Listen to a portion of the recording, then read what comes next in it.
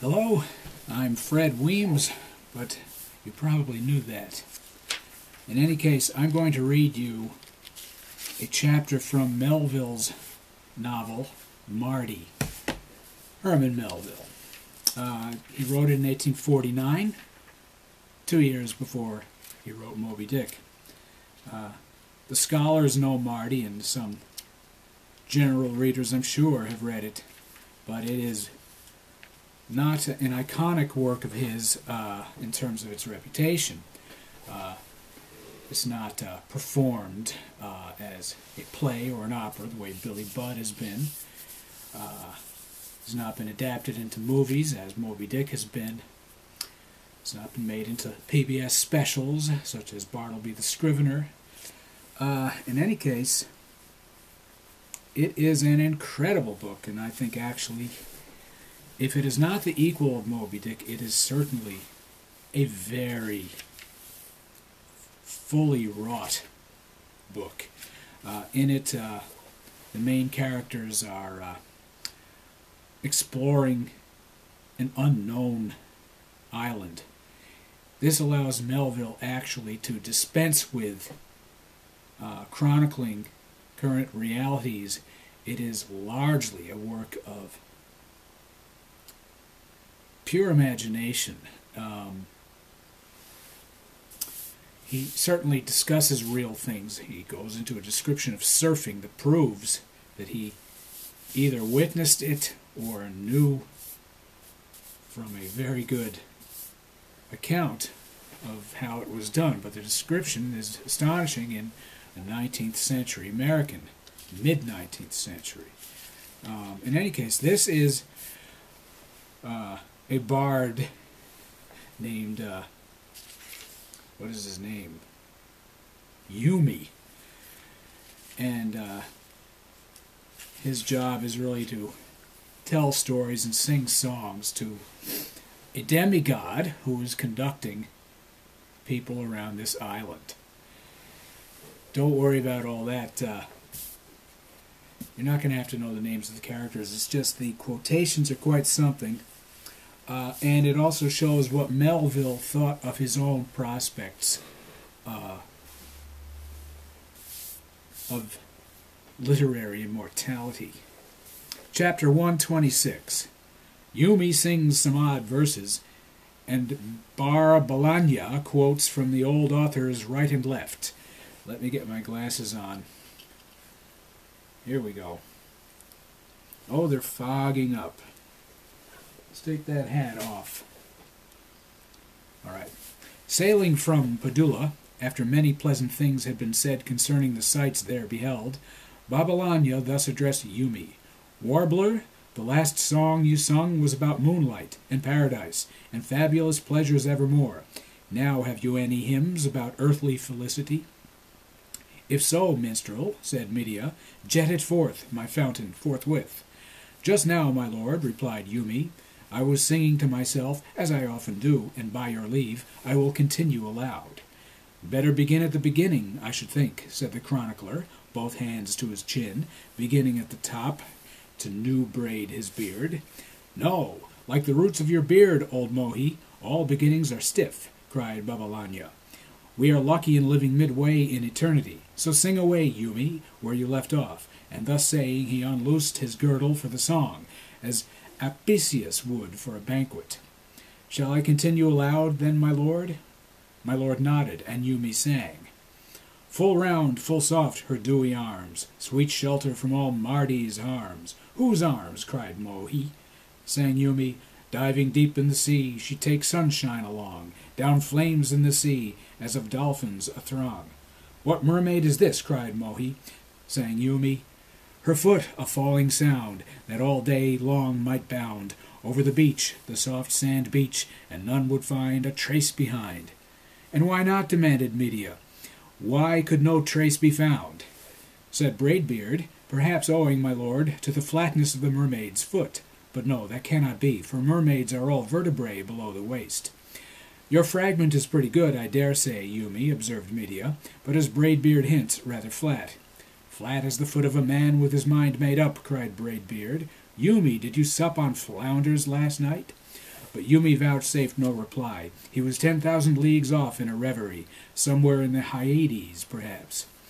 Conversation proceeding, Braidbeard happened to make allusion to one Rotato, a portly personage, who, though a sagacious philosopher, and very ambitious to be celebrated as such, was only famous in Mardi as the fattest man of his tribe. Said Medea, "Then, Mohi, Rotato could not pick a quarrel with Fame, since she did not belie him. Fat he was, and fat she published him." "Right, my lord," said Babbalanja, "for fame is not always so honest. Not seldom to be famous is to be widely known for what you are not," says Alamalola. "Whence it comes, as old Bardiana has it, that for years a man may move unnoticed among his fellows, but all at once, by some chance attitude, foreign to his habit, become a trumpetful for fools, though in himself the same as ever. Nor has he shown himself yet, for the entire merit of a man can never be made known, nor the sum of his demerits, if he have them. We are only known by our names, as letters sealed up, we but read each other's superscriptions. So with the commonality of us Mardians. How then with those beings who every way are but too apt to be riddles? In many points the works of our great poet Vavona, now dead 1,000 moons, still remain a mystery. Some call him a mystic, but wherein he seems obscure, it is perhaps we that are in fault. Not by premeditation spoke they those archangel thoughts, which made many declare that Vavona, after all, was but a crack-pated god, not a mortal of sound mind. But had he been less, my lord, he had seemed more.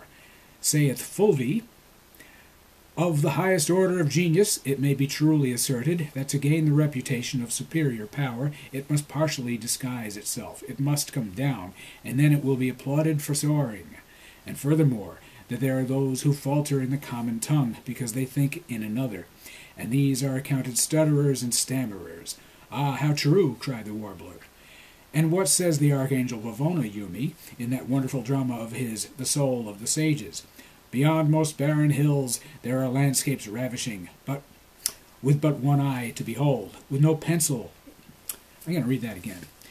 "And what says the Archangel Vavona, Yoomy, in that wonderful drama of his, The Souls of the Sages? Beyond most barren hills there are landscapes ravishing, with but one eye to behold, which no pencil can portray. What wonder, then, my lord, that Mardi itself is so blind? Mardi is a monster," says old Bardiana, "whose eyes are fixed in its head like a whale's. It can see but two ways, and those comprising but a small arc of a perfect vision. Poets, heroes, and men of might are all around this monster, Mardi. But stand before me on stilts, or I will behold you not," says the monster. "Brush back your hair, inhale the wind largely. Lucky are all men with dome-like foreheads, luckless those with pippin heads. Loud lungs are a blessing. A lion is no lion that cannot roar."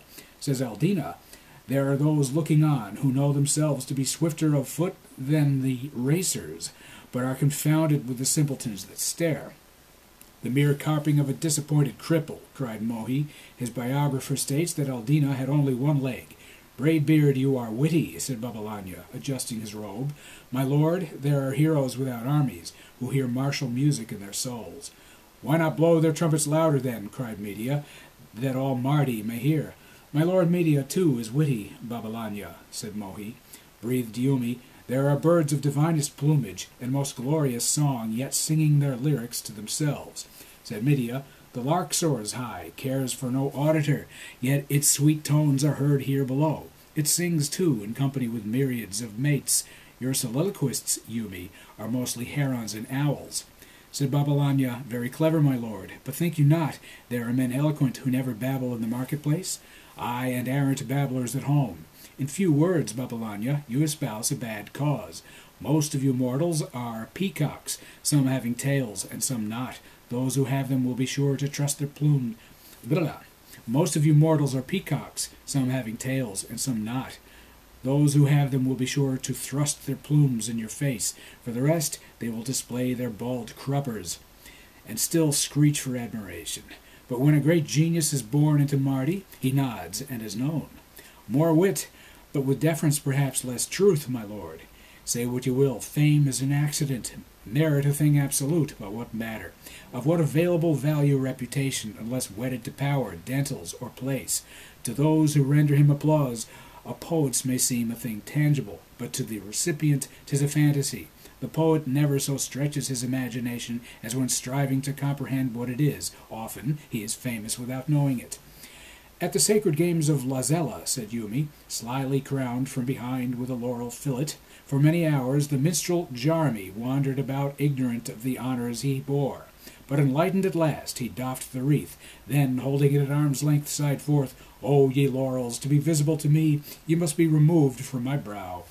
And what said Botargo, said Babbalanja, hearing that his poems had been translated into the language of the remote island of Bertranda? It stirs me little already in merry fancies. Have I dreamed of their being trilled by the blessed Houris in paradise? I can only imagine the same of the damsels of Bertranda. Says Boldo the materialist, substances alone are satisfactory. And so thought the mercenary poet Zenzi, said Yoomy. Upon receiving 14 ripe yams for a sonnet, one for every line, he said to me, Yoomy, I shall make a better meal upon these than upon so many compliments. Ay, cried Babbalanja, bravos, saith old Bardiana, but induce flatulency. Said Medea, and do you famous mortals then take no pleasure in hearing your bravos?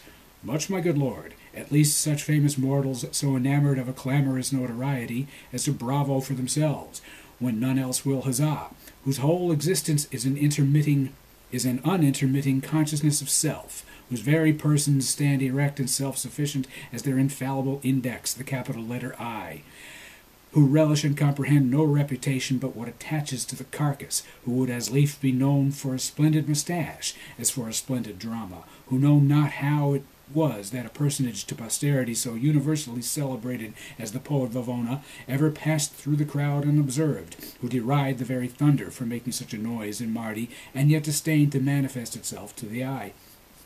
Wax not so warm, Babbalanja, but tell us, if to his contemporaries Vavona's person was almost unknown, what satisfaction did he derive from his genius?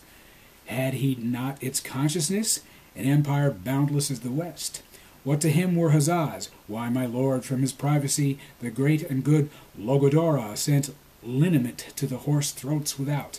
But what said Bardiana when they dunned him for autographs? Who keeps the register of great men? Who decides upon noble actions? And how long may ink last? Alas, fame has dropped more rolls than she displays, and there are more lost chronicles than the perished books of the historian Livella. But what is lost forever, my lord, is nothing to what is now unseen.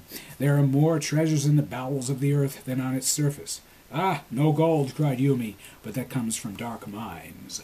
Said Babbalanja, bear witness, ye gods, cries fervent old Bardiana, that besides disclosures of good and evil, undreamed of now, there will be other and more astounding revelations hereafter of what has passed in Mardi unbeheld. A truce to your everlasting pratings of old Bardiana, said King Medea. Why not speak your own thoughts, Babbalanja? Then would your discourse possess more completeness, whereas its warp and woof are of all sorts. Bardiana, Alla Malola, Vavona, and all the writers that ever have written. Speak for yourself, mortal. May you not possibly mistake, my lord? For I do not so much quote Bardiana as Bardiana quoted me, though he flourished before me, and no vanity but honesty to say so. The catalogue of true thoughts is but small. They are ubiquitous, no man's property, and unspoken or bruited are the same. When we hear them, why seem they so natural, receiving our spontaneous approval? Why do we think we have heard them before? Because they but reiterate ourselves. They were in us before we were born. The truest poets are but mouthpieces, and some men are duplicates of each other. I see myself in Bardiana. And there, for Oro's sake, let it rest, Babbalanja. Bardiana in you, and you in Bardiana forever.